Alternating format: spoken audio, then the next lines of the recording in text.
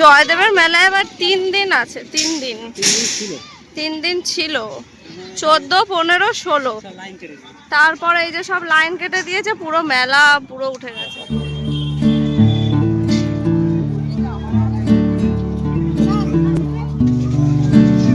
Tata করে দাও, tata, high.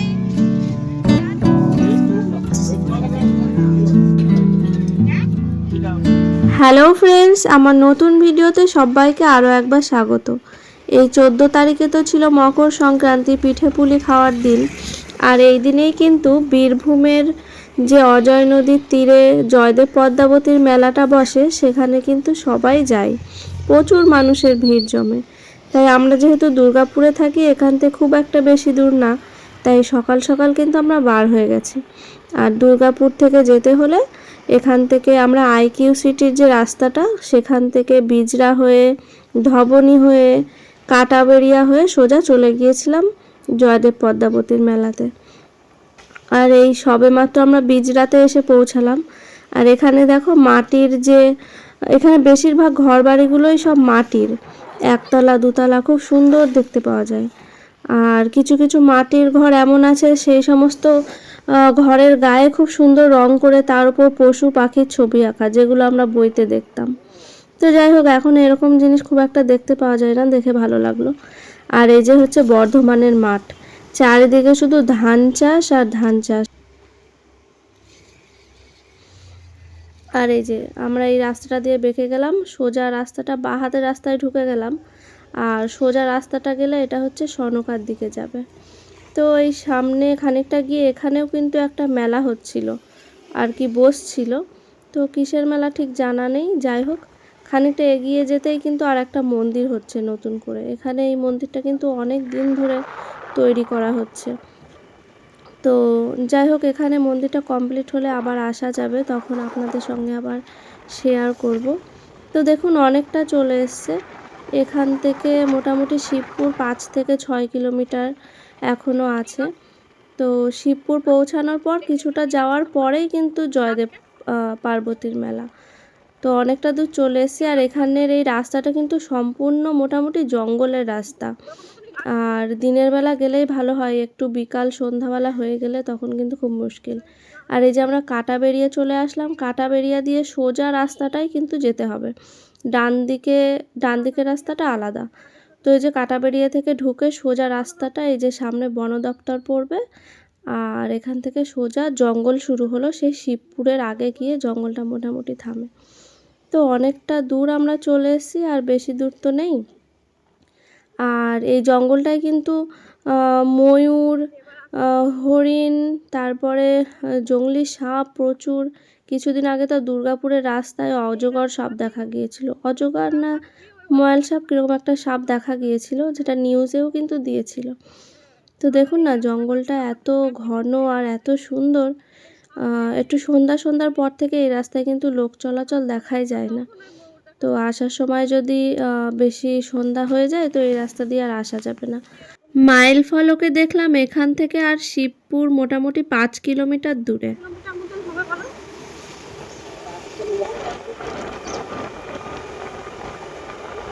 কিছুদিন আগে যখন এসেছিলাম, তখন এই জায়গাটায় ময়ূর দেখা গিয়েছে।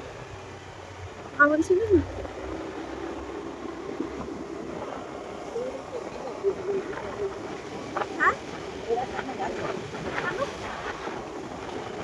এই মাটির ঢিবিগুলো কত সুন্দর, এত বই থাকে এখানে। আর এমন জঙ্গল যে রাস্তাটায় গাড়িও চলে না, যেতেই ভালো। হ্যাঁ,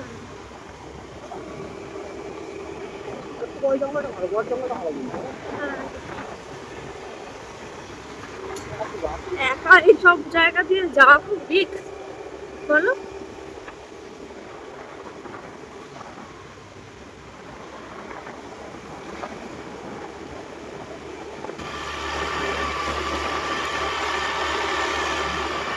আলো ঘুমিয়ে পড়েছে।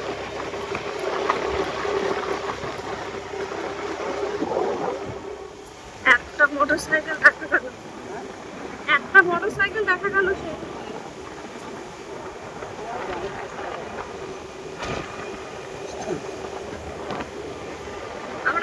পিজরা হয়ে কাটাবেড়িয়া হয়ে আসলাম, তাই না? প্রথমে পিজরা পড়লো, তারপরে কাটাবেড়িয়া,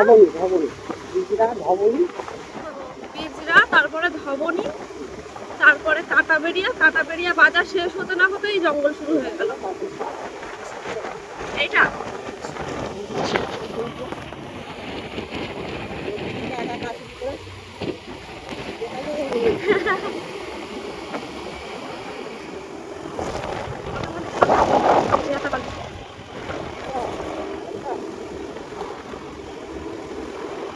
জঙ্গলটা কত বড়,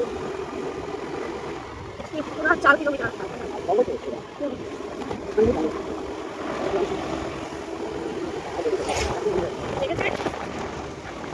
জঙ্গলে হরিণ, শেয়াল আছে না, ময়ূরও তো থাকে। কি জঙ্গল দেখো একবার ঠিক না, একটা সাপ থাকে। কিছুদিন আগে সেই এটা দিয়েছিল না নিউজে যে দুর্গাপুরের রাস্তায় একটা কি সাপ দেখা গিয়েছে, কতটা সাপ, কি সাপ দেখা গিয়েছিল ওই জায়গায়, যে গ্যাস তো থাকতো।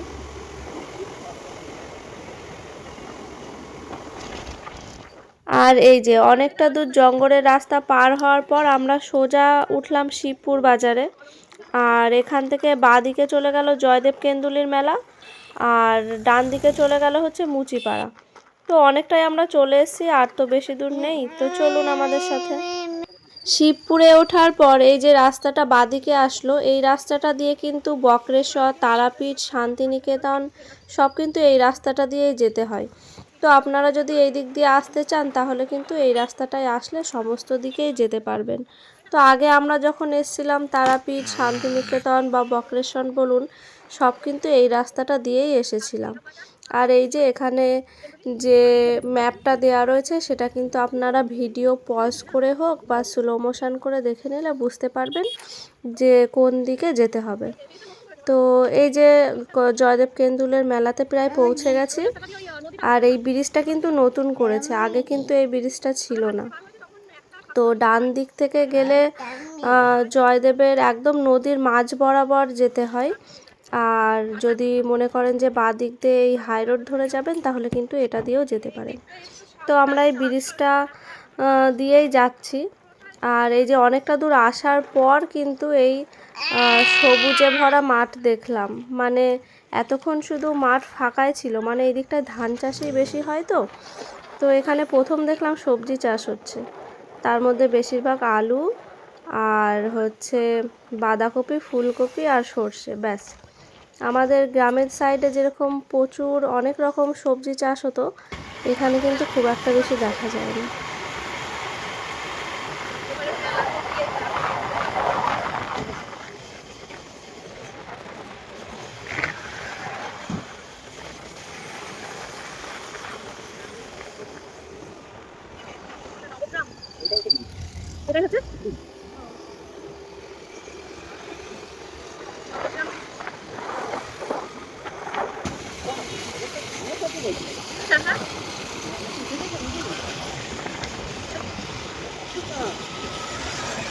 এই যে ডান দিকে মেলা, মেলার অবস্থা ফাঁকা নাকি?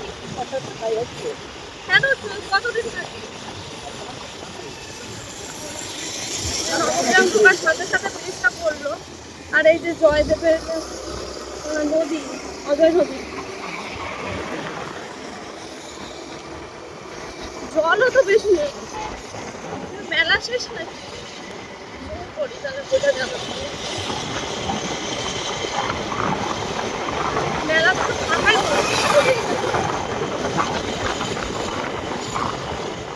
অজয় নদীর উপর যে ব্রিজটা রয়েছে, এই ব্রিজ দিয়ে আসলে মেলাটা ডান সাইডে পড়ে। আর এই ব্রিজটা ধরে সোজা চলে গেলে ওই সাইড দিয়েও মেলাতে যাওয়া যায়।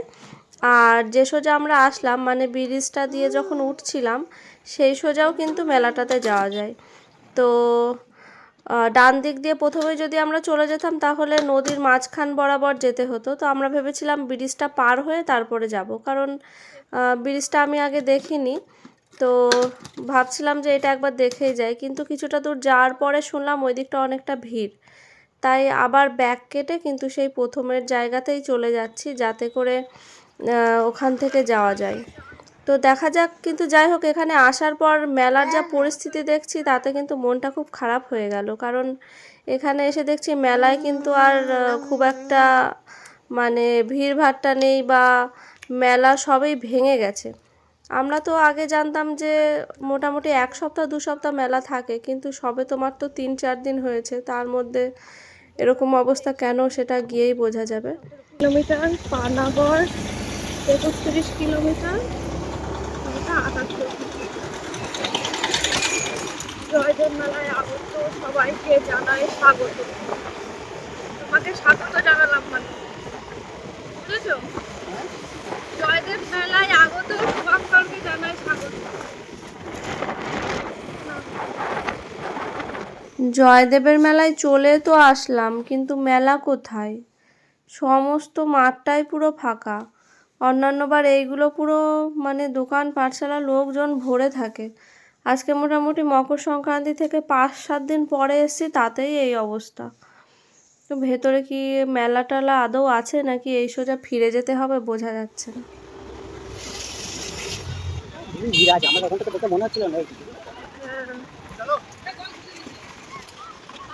লোকজন আছে না? যাওয়া যাবে গাড়ি নিয়ে না? তো রেখে যাওয়া যাবে, দেখি না আগে দিন দেখি দেব না। ঢুকে পড়ে যে কালী মায়ের মূর্তি। যাওয়ার পর তো মেলায় ঢুকতে দিল না গাড়ি, তাই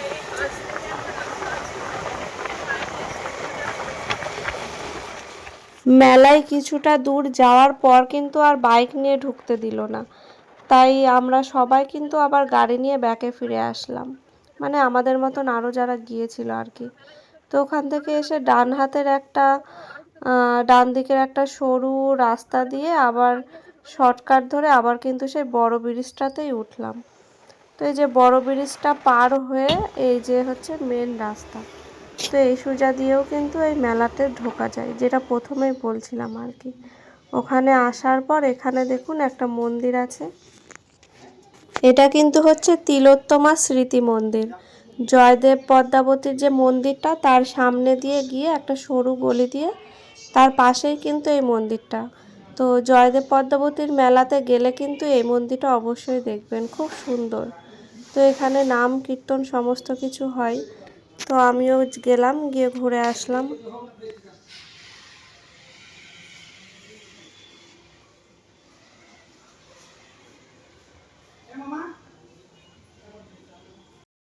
কবি জয়দেব যখন তার বিখ্যাত কাব্যগ্রন্থ গীতগোবিন্দ রচনা করছিলেন, তখন তিনি মম শিরসি মণ্ডনং এই কথাগুলি লিখে চলে যান স্নান করতে। আর তারপর তার রূপ ধরেই ভগবান শ্রীকৃষ্ণ চলে আসেন তার বাকি কাব্যটি শেষ করতে। আর তিনি সেখানে লিখে যান দেহি পদ পল্লব মুদারাম, ব্যাস। আর তারপর শ্রীকৃষ্ণের এই লীলা খেলার পর থেকেই যুগ যুগ ধরে চলে আসছে এই মেলা, যা এখনো পর্যন্ত কিন্তু চলে আসছে।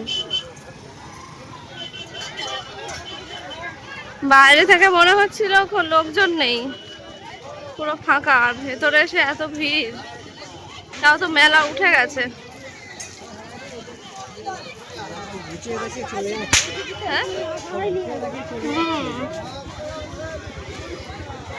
ছোট ছোট দোকানগুলো আছে। এই গাড়িগুলো কত করে বলুন? হ্যাঁ,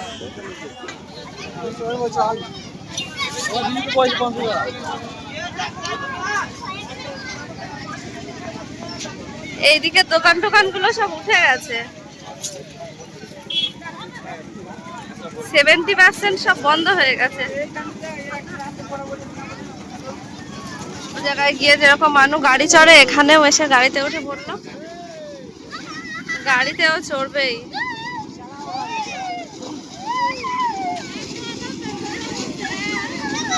মেলাতে খুব একটা লোকজন মানে আছে, কিন্তু যতটা থাকার দরকার ততটা কিন্তু নেই, কারণ সব মেলায় কিন্তু উঠে চলে গেছে। হ্যাঁ, টাটা করে দাও, টাটা, হাই, টাটা। হ্যাঁ, হ্যাঁ, এই ট্রেনগুলো ভালো, সব উঠে গেছে। জয়দেবের মেলায় এবার 3 দিন আছে, 3 দিন। 3 দিন ছিল, 14, 15, 16। সব লাইন কেটে দিই। তারপরে এই যে সব লাইন কেটে দিয়েছে, পুরো মেলা পুরো উঠে গেছে। আগে যখন আমরা আসতাম এত তাড়াতাড়ি কিন্তু মেলা উঠতো না,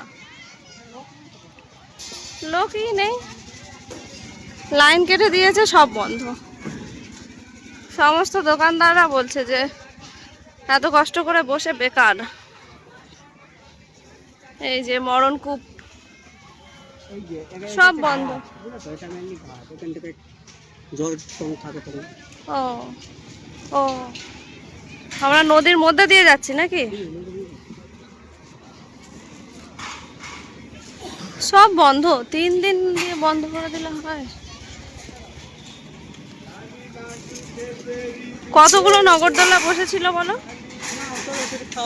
এই দিকটা সম্পূর্ণটা হচ্ছে তোমার নগরদোলা বসেছে।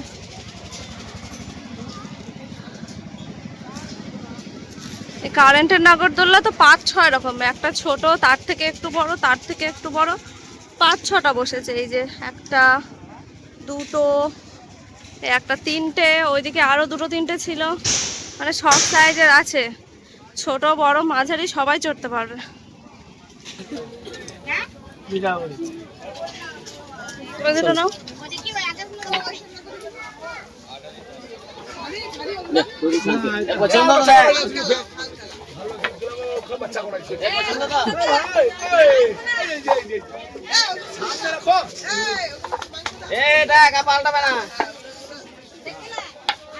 তখন বললি যে বাবা আমি এই চলবো না, আর বলা হবে না।